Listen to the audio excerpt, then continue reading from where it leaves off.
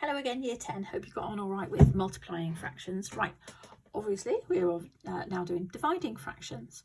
So we've got some instructions again in your blue box, so make sure that you get them in your exercise book. So what we do with dividing is we flip the number or the fraction that you're dividing by. Okay, then we multiply, a bit like last lesson, and remember to simplify. So there are instructions for this one. So we talk about the flipping bit, okay? And I'll show you what I mean by that. And sometimes it could be just a whole number, or sometimes it could be a fraction. So the first one we've got here is 2/3 divided by 4. Now I said to divide the number that we're dividing by the 4. So we need to flip that. So what that means is we turn it upside down. Now 4 is sitting on top of an invisible 1. Okay, 1's got its invisibility cloak on.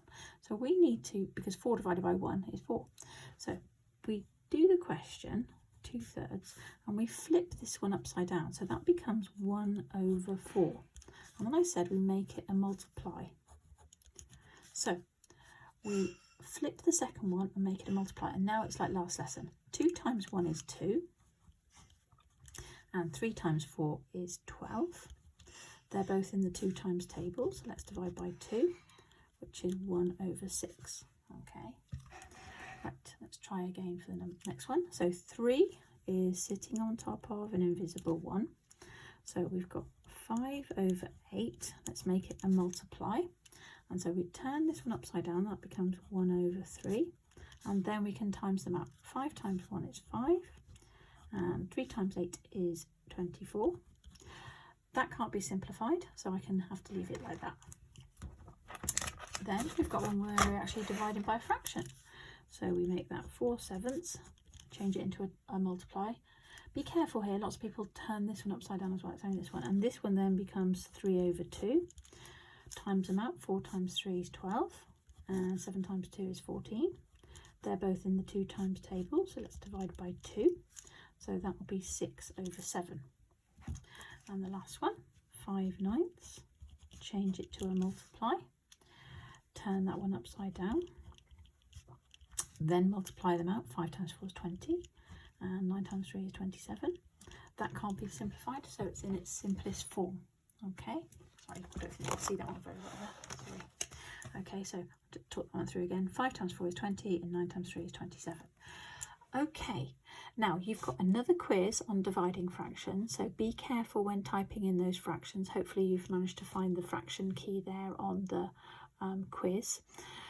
On the lesson plan I drew a picture of what it was. I didn't draw a picture, I screenshotted a picture of what that looks like. Okay, so that's what you're looking for when you're doing that quiz.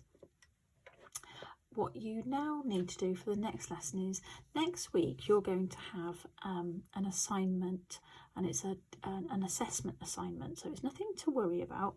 It is on ActiveLearn, so I've also emailed you or sent you your ActiveLearn logins. What I'd like you to do is this week go into ActiveLearn, make sure that your login works and the link works, because the following week your assessment will be up there and it's important you know what to do.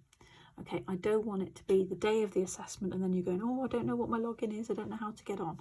So you can all get on and make sure you're there. So that's one job. Secondly, the next lesson is I've written down all the topics that you need to go through for that assessment. And I've actually, for your group, I've written down what questions I'm going to do. Not the actual questions, but you know, the actual specific topics. Now, in your exercise book, you've got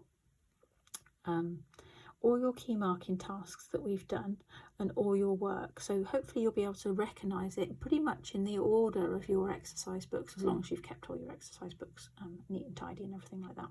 So practice for that, okay, and then you'll do the assessment, okay, and you can check through how to do things beforehand, and I've given you some practice questions to have a go at and see how you get on, and then you can self-mark them yourself because I'll put the answers in there. Okay, right, good luck, and if you've got any problems logging into ActiveLearn, then make sure that you message me. Okay, goodbye.